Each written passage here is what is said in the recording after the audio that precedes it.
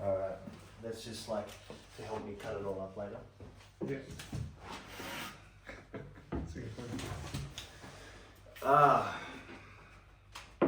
Welcome to the Untested Podcast.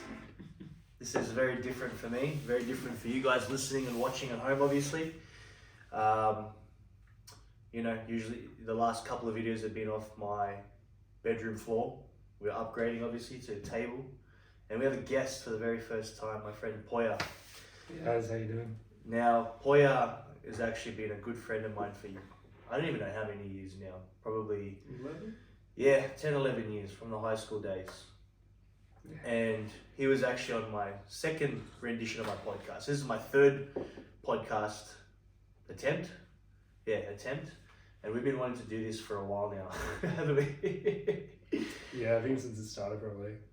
Yeah, and you've always been keen to want to come on, and you've listened, and you've been an avid listener and supporter of it for every single rendition I've done.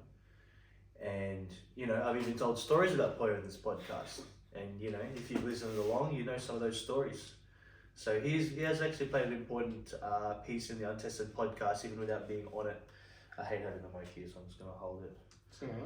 Why don't you introduce yourself real quick? Just tell the listeners and the viewers what you do for work, for fun, anything. Sure. Hey, I'm Poya. So for work, I work for a not-for-profit, so I'm pretty much a data analyst / project manager. I pretty much just stop buildings falling apart using data analysis. That's fun. It's a good way to give back. Outside of work, I love Brazilian Jiu-Jitsu, so thank you for getting me into that. I got him into that. You got me into that. Life changer, so good. I also love movies, books, art, making art, looking at art, salsa dancing, being out in nature. Yeah. That's about it, I think. I mean, that's pretty much the crux of it. Yeah. He goes to the gym too. That's part of it as well. That's, his connection to the Untested Strength family as well. Not an avid powerlifter or anything, but he has been in the gym for quite a few years now. And yes, I did get him into Brazilian Jiu-Jitsu. I might have touched on that on another. Yeah, you mentioned it a few times, I think. Have I? Yeah, Okay. I think we're going to do an episode on it at one point. Yes, actually, we definitely can. Probably not today because we're not prepared for it. Yeah. We were kind of umming and ahhing what the topic would be for today. And truth be told, using my mobile phone as the camera annoys me because I like having notes written on it. So now I don't have that. You don't have those notes? Yeah, so a lot of it's off the top of my head. I do have a whiteboard when I'm on the floor at home.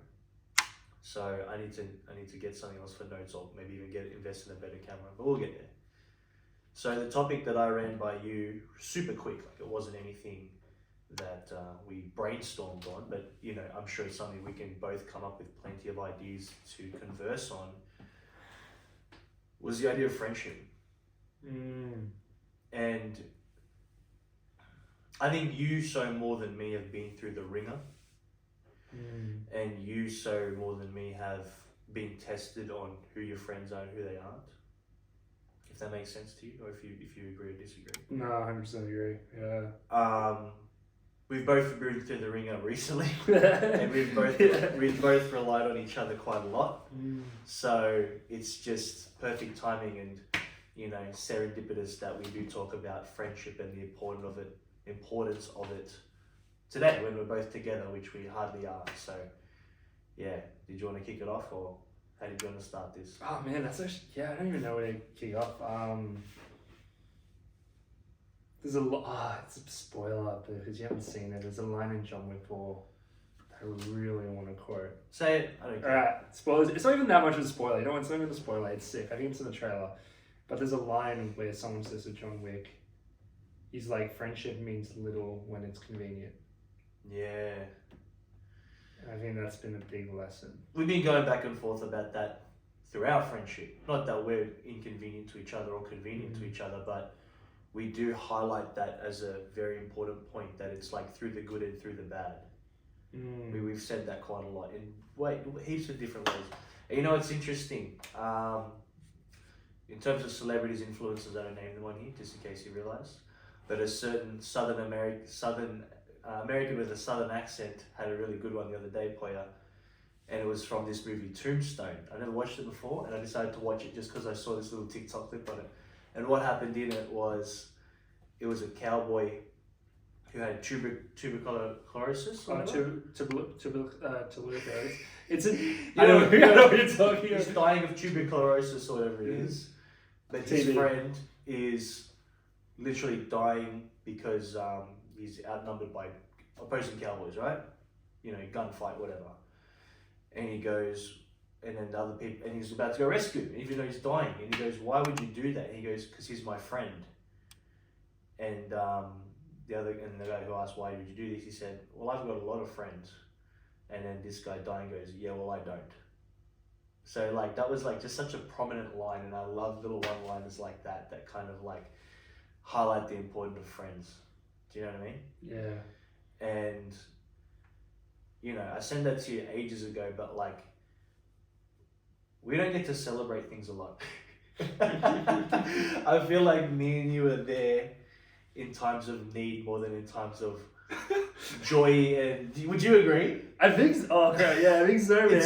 It's like getting me now. It sounds terrible, but I honestly think that's the kind of friends we are to each other, where it's just like, it's not time to party, it's not time to celebrate, it's time to call him because I need him.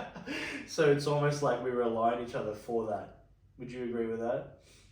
Yeah, I do, but I think it's shifting though. I think we're finding a good equilibrium where it's like, we can also, I mean, I guess has there been things to celebrate recently? Yes and no. Yeah. Just depending on the situation. We're not going to share them, but yes and no. Yeah. I think, this is what I think. You've always been a big part of my life. But I think in recent times, we kind of realized how much we value each other's friendship and a bit more intentional. And I think we've been more intentional because there's been a lot of bad things that happened to both of us. Yeah. And we both kind of realized, oh, like the support I need is in this friend who's very important to me that I probably don't invest enough time in, even though they are like one of my closest friends. And I think now what we're doing, we're being more intentional, but we're being intentional in a season where just a lot of bad things are happening to us. Yeah. But I think that intentionality has been set up, and I think that will continue when the good things come. Yeah, I'd agree with that too. Yeah. I'd agree with that. It'll be like an ebbs and flows kind of thing where we have to get through the quote-unquote shit now together. Yeah. And at the other end of it is the so-called rainbow. So-called rainbow. And we're gonna enjoy that rainbow together. Yeah. Like, we will. And it won't be because we have that intentionality that I don't think we both had before. Even though the love was there, you need intentionality. Yeah, no, I agree with that. I agree with that. Now, you're a man of faith, Poya, and the thing I said to you in the car was, please quote me if you know the actual Bible verse, but as iron sharpens iron, so does a friend sharpen a friend. Let me pull it out. Yeah, please. Proverbs, there you go. You'll find it in a second. Anyway, hopefully to the listeners and viewers at home that like makes sense to what that means. There's friends for different occasions, guys. Like I've heard different things where they say there's friends for literally times to feel good. There's friends for times to feel bad. There's friends for literally, depending on how your brain capacity is at the minute, it's like friends that can dumb you down or friends that can make you smarter. Do you know what I mean? Yeah. There's different friends for different occasions. Proverbs 27:17. As iron sharpens iron, so one person sharpens another. Yeah, and there's different versions where they'll say it's actually a friend. So yeah. I think there's a better one actually. Let me find this one. I think this one's one of the best proverbs I've ever heard.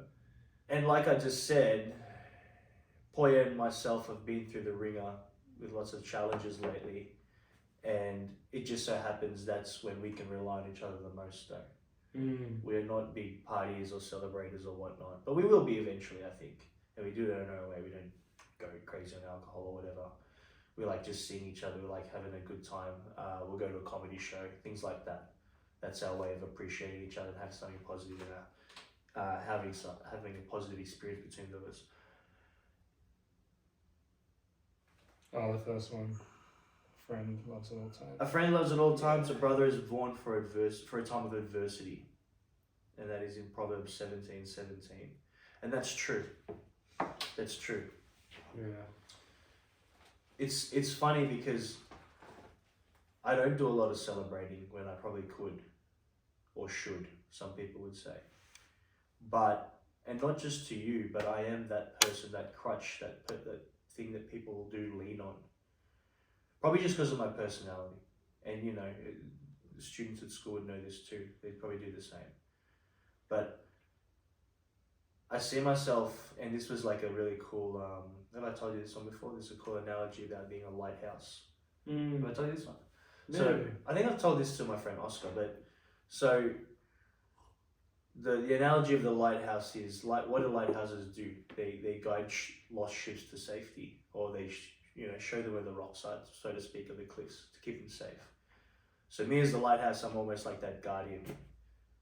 But what lighthouses don't do is move, right? They stay in their spot. So the analogy of the lighthouse point being, lighthouses don't go searching for the ships. Ships come searching for the lighthouse, and lighthouses just stay and shine their light and guide. Does that make sense? I think you're getting it slowly. Yeah. I like it. So it's the idea that I'm there, I'm staying put, but Yeah. I'm not out there seeking people's problems. There's someone coming to me. they come to you. Yeah. And they know that you can guide them through the stormy waters, Yeah. if you will. Yeah, so to speak. When you see a lighthouse, you know what it can do. Exactly, what it's meant for. And so, that makes sense. I like that. I haven't heard that one. Look it up later because it is a really cool quote properly, when it's quoted properly. I think you quoted it well. Yeah, I misjumbled it, but you get the basic idea. I'm not out there looking for problems, but people are almost looking for me. And people know that you're a lighthouse. Yeah, that's what you don't I'm have thinking. to say it; they know it, which I find interesting. Why do they know that? Must just be my persona or vibe that I give off. I suppose I'm not a judgmental person, and people do know I'm a good listener. I like the idea of counselling where I'm not a counsellor, but counsel is technically you speaking all your problems without the other person even saying anything and letting you figure it out on your own. And I got that from Jordan Peterson's book. Have you heard that before? Is that the 12 rules? Yeah, a true counsellor will actually sit there and let you actually just work out your own problems and just literally be in the room. It won't even end, what do you think? It's not even that. It's just keep talking, keep talking, keep talking. And you can almost talk yourself into or out of a problem. I've heard that about coaching. Coaching is really just letting people figure out the solution to their own problems. Yeah.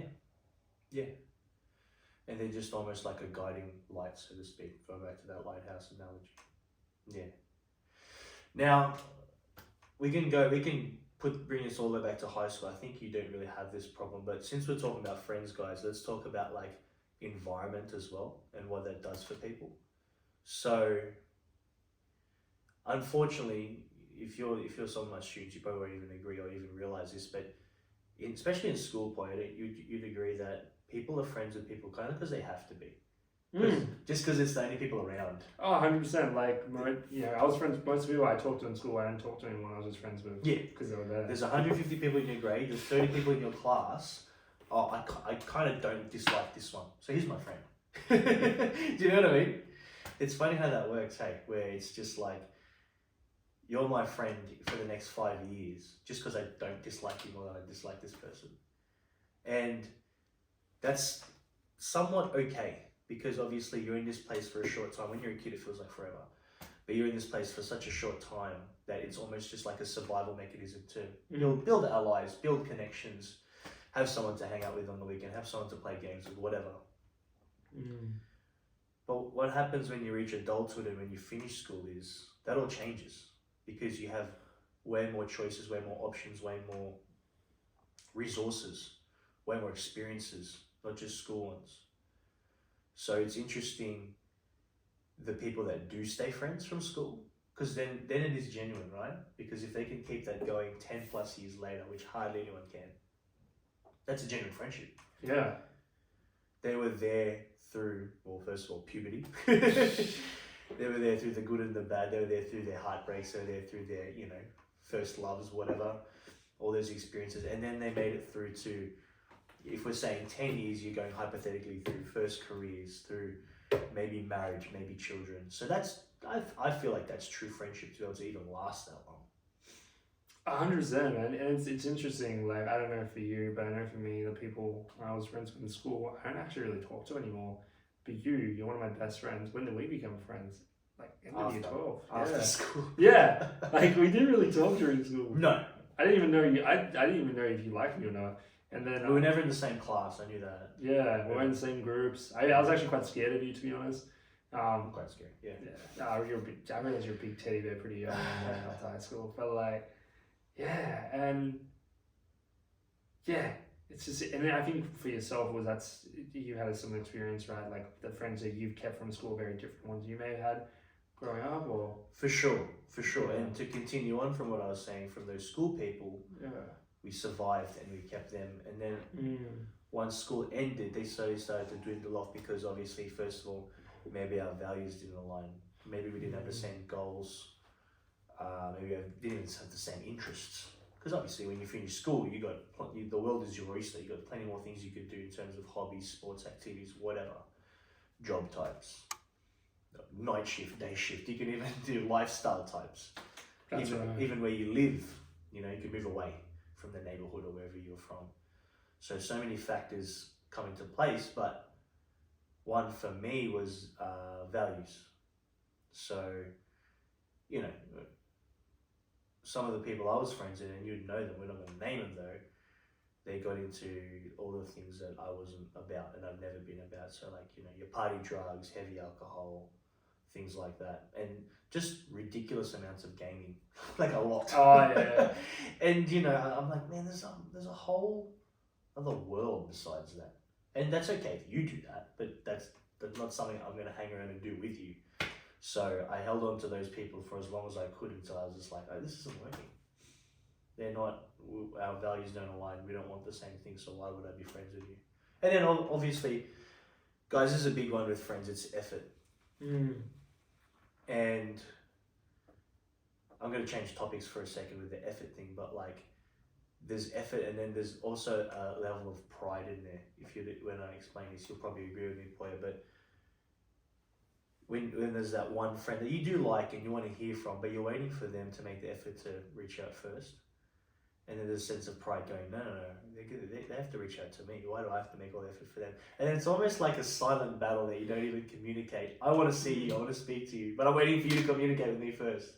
How often have you seen that, heard that, or even experienced that? I think I've heard about it. I've never experienced it myself. I have. Yeah, because for me, I didn't really grow up having a lot of friends. So for me, having friends was like, whoa, this is like, I never thought I would have like the social skills or the friendships. The amount of friends I would have growing up, I thought I had like maybe 2 friends. I had like so many, not close friends. Like my inner circle is very small. Sure, and you're obviously in that. But for me, friends was something that I was very deprived of growing up. So for me to have it now, my mentality, I guess, has always just been, oh, they're my friend. Why wouldn't I reach out? Even if they haven't contacted me, or if they're like, don't reply to stuff, I just assume, oh, there's probably something going on. It's not because they don't like me. So I've never fallen into that sort of like, I don't know if you want to call it power play or whatever. Yeah. And no judgment, like there's no judgment for people who've done that. It's just, I've never like had to be in that situation, but I've definitely heard about it. And I've heard about it in situations where there's like this communication breakdown. For sure. Yeah, it's this lack of like, I feel like it's a lack of trust, right? So like, for example, let's say one of your mates isn't replying to your text messages. You're like, let's hang out. Or they keep saying, oh, I can't. You can build a narrative saying they don't care about me, but you don't know what's going on then in their head. That's right, the context. Yeah, and sometimes space is good. I've done that with friends where I'm like, all right, I'm going to give them some space. Maybe they're going through something, but it's the assumptions you make, right? You assume the best or worst. And I feel like, I'm curious for your thoughts, but I feel like when you have that sort of prideful mentality and you're like, I'm gonna wait for them to come to me, even though I want to talk to them. It's really, you're making a negative assumption about them, and there's that lack of trust, which then leads to a lack of communication and transparency, which then can lead to issues within the friendship. What are your For thoughts? sure, no, I totally agree. Yeah. And it's only happened once or twice to me with friends, and I told you about the one that I just recently connected with, and a younger version of me would have been like, oh, why? A younger version of me would probably not even message them at all because I'm just waiting. But then you'd be waiting 5 to 10 years. So every single time we've actually reconnected, it's been thanks to me. And, even if it's been me every single time, there's a level of guilt on their side going, I wish I did that first. Do you know what I mean? It's like you said, the communication breakdown. And honestly, it's been 3 years since I spoke to this friend. We've texted every now and then, but it's never like led to constant communication. And they actually, what's the word for it? They left me hanging last year. Like they ditched the breakfast because something happened, but like they ditched the breakfast and I was left hanging. I was obviously frustrated because I didn't know at the time, but it was like an emergency. Just so happened to be the time I was meeting up with this person after 3 years. But yeah, just the text message out of the blue, and we've sorted it, and it's act like nothing's happened. Back to normal, back to a regular friendship. So I'm really happy about that. And yeah, it is the pride thing, but especially you guys that are younger, that's something that you will go through. Just going, oh well, I'm waiting for so and so to contact me first. Just don't do that. Just be the bigger person, so to speak, or be the one who wants to genuinely communicate, contact, and just make contact, even if it's been you every single time. Like I just said, it was me, because that might be the thing that solves your friendship or continues it or repairs it to an extent. Yeah. Do you agree with that? 100%. And you don't know what they're going through. Like, people going through all sorts of things. Yeah. Like, even this year, to be honest, there's been a lot of friends where I haven't been the best at communicating, and I've recently reached out and they've kind of been like, what's going on? And I said, yeah, like I was going through some stuff and I kind of just didn't really know how to. There's only certain people I was talking to, like you and like a few others, so I was like, oh, I have energy for these guys and I need these guys. I have another thought, but maybe it's a bit heavy for this. Oh, we'll leave it for after. Yeah, but it's I guess just kind of like an easy way of explaining that sort of thought is you just don't know what people are going through, and I think it's just better to assume the best. Yeah. Yeah. Or don't make an assumption. Just leave it open-ended and going, there's, surely there's a good reason why we haven't made contact or we haven't, stayed in touch, etc. Because when you're adults, things happen, unfortunately. More so than when you're a kid. But it's funny how just over a week ago, 2 Mondays ago, you really needed me. And we had a really good conversation on the phone, which was like an hour long from memory. Yeah, maybe even longer. You vented, I gave you some advice, I just let you say some things you wanted to say. And safe to assume by the end of it, you felt really good. Oh, or you felt better, relieved at least. And I heard in your voice. And it's so funny that a week later, I needed you. And we were there for each other. And like Poyer's Bible quote said before, a brother is made for adversity. That's a true indication, or is the word revelation, revealing? When those really true solid friends come through. Look, there's going to be friends that you go, it's my 16th birthday, I'm going to invite A, B, C, D, X, Y, Z, because they're my quote-unquote friends. There's going to be a time where it's your 18th birthday and you invite A, B, C, D, but you didn't invite X, Y, Z. There's going to be a time in your life where you get engaged and you only invite A and B. There's going to be all these different times and different moments in your life where you pick and choose. Maybe your wedding day comes up and you're on a budget. That's when the priorities of friends and family will come up as well. Who do I really want there? Who do I want to pay $200 a head for when I only have so much budget to play with? There's nothing wrong with it. Unfortunately, that's the world we live in now. It's really expensive, but it will show you the priorities. It will show you who you truly, monetarily even value because of that. And it's just funny how it works, because you don't think of these things 5 years ago. You don't invite over 100 of my friends to a wedding. But then when you become an adult and you come into the real world, you go, I wonder. And I had some really good friends a year or so ago tell me, for the wedding thing anyway, if you're not going to be hanging out with them in the next 5 years, then why are you inviting them? That was a really interesting one to me. Excuse me. Because his brother was going through some stuff with that, like wedding drama invites. But also, if, for example, you value them as a friend and they don't value you as highly, you don't take it to heart if you can't get invited, so to speak, because of budget costs and things. We have a mutual friend who I got invited to the ceremony only, and you got invited to the ceremony and reception. And I was honored just to be there. And I feel like that shows my ability and level to be a friend, because I didn't take it to heart when I wasn't invited to the reception, because I know how much money that costs. The ceremony itself is all in one cost. It's not per person. I'll tell you exactly. And yeah, it didn't bug me at all. And then I had another friend who apologized and didn't invite me to either. But this was before it started, before it was on. And I said, look, I don't really care about eating your food or drinking your drinks, but I said, I do value you as a friend and would love to be there for the ceremony. And I was. Somewhat invited myself, but I'm sure to that person, it reflected what he actually meant to me. Does that make sense to you? Yeah. Because, yeah, you can eat their food, drink their drink, and dance in their dance hall and take the photos, but I literally just wanted to witness him marry the love of his life at the time. And I feel like that's more important, especially this day and age. Weddings are going to get smaller and smaller just because of the climate and budget we're in.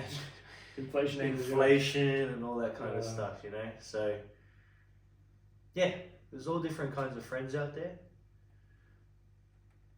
I think the taker I want you guys to take away from this is literally just be the best friend you can be to those around you. Because like Poya said, you don't know what they're going through. But you're also not there just to be a crutch to lean on.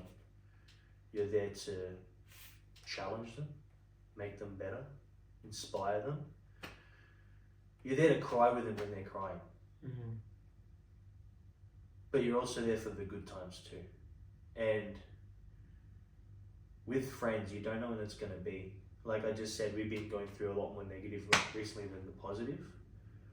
Well, we know the positive's coming. We had a pretty good night tonight as well. We had a very good night tonight. Yeah. Forgive me, we did. We're still having a very good night. Yeah, it's a good. But we know that we don't just cry on each other's shoulders. Do you know what I mean? Yeah. We have very in-depth conversations. We challenge each other's thoughts, values, ideas. And I feel like that's the kind of friendship that'll last, a lifetime. That's all I've got to say. Do you have anything to say, boy? Oh man, I love that. There's one thing I wanted to say. It's a weird one. I don't even know if it's good, but I like it. Say it anyway. Mark Hamill said this about Carrie Fisher. It's from Star Wars. Go. Star Wars, yeah. So good. He said, after Carrie Fisher had tragically passed away, he said, Carrie always made everyone feel like she was their best friend. Wow. And that's something I found really beautiful. So they may not have been her best friend, but everyone felt like she was their best friend because she was just such a great friend to everyone. What a amazing trait to have, though. To be able to do that for someone. That's nice. That's a good way to end it. Thank you for being my very first guest on the Untested Podcast. Pleasure, bro. Thank you guys for listening, watching, whatever you're doing. Keep supporting. This one's going to be one of the first ones that we cut up and try and put into little TikTok clips. Because we want to go viral. Let's do it. This was episode, I'm going to say 16. Yeah, episode 16. So yeah, thank you so much for watching, listening, whatever you're doing. We appreciate that. This one should be out in the next couple of days. See you guys. You're going to hit the unrecord button on there? I don't know how to do that. How do I do that? Oh, it's like...